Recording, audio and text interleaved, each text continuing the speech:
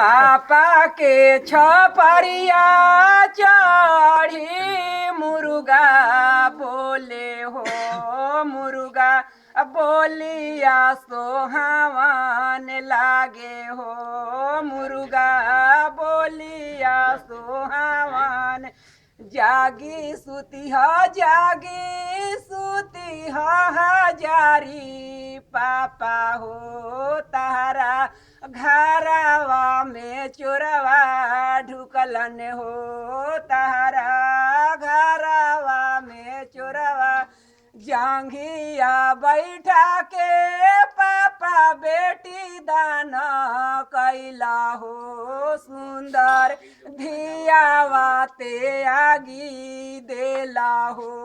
सुंदर बुचिया ते आगी देला हो जालावा के मछरिया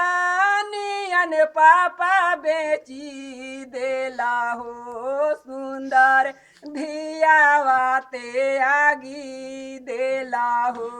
सुंदर धियावा ते आगी धानावा के खखरिया नियन पापा उधियाई देला हो सुंदर धियावा ते आगी देला हो सुंदर बुचिया ते आगी देला हो।